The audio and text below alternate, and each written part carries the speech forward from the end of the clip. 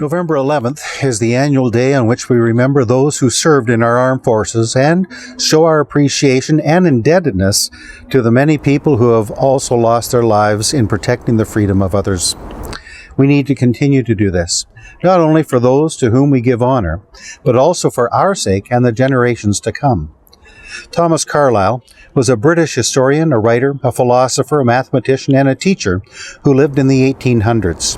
He had a very devoted wife of 40 years, Jane Welsh, but it was sadly not a very happy marriage. Jane sacrificed everything for his sake, but Thomas never seemed to give her a single sense of appreciation or an expression for which her heart yearned so much. She came to regard herself as the most miserable woman in all of London, and evidently died of heart hunger, sometimes described as an emptiness or a longing.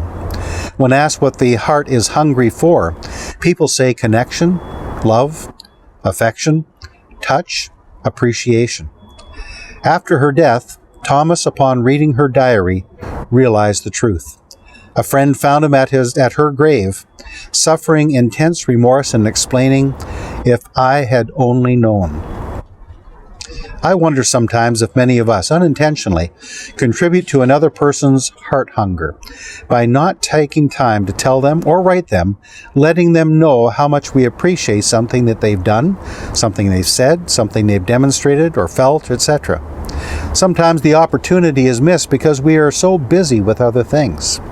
Perhaps there can be the thought that the other person won't care what we think or might even be dismissive if we demonstrate our appreciation to them. I wonder, too, if we could have a sense of regret if that person passed away, and we knew he had left words unspoken which should have been said. Now is the time to tell someone, verbally or in writing, that you appreciate them, and, I dare say, that you love them, especially if they are a believer.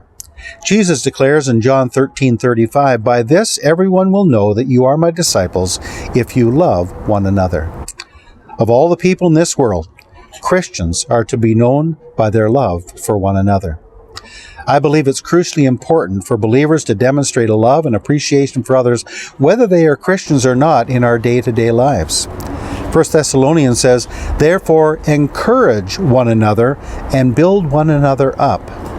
In Leviticus 19:18, God says, "You shall not take vengeance or bear a grudge against the sons of your own people, but you shall love your neighbor as yourself.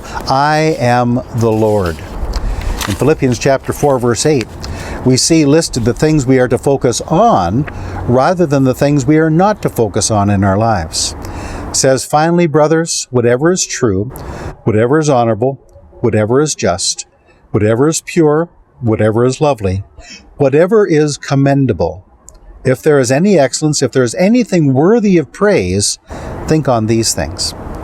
Two final verses I'd like to conclude with are in Ephesians chapter 4, verses 2 and 3, where it says, "With all humility and gentleness, with patience, and bearing with one another in love, eager to maintain the unity of the Spirit in the bond of peace."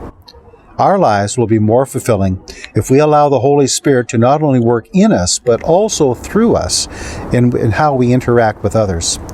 One really important way of doing this is to show appreciation for others, whether they are in the family of God or not yet.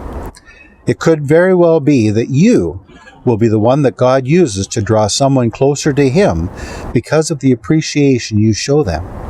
Let this be one of those areas we don't regret in life, a demonstration of appreciation for others while we are able. Why not think of somebody right now that you should talk to, send an email to, or if they're in your social bubble, perhaps visit them and show your appreciation or tell your appreciation for them. If there's someone you know that may not receive very many words of appreciation from others, why don't you do something about that today? Show your appreciation.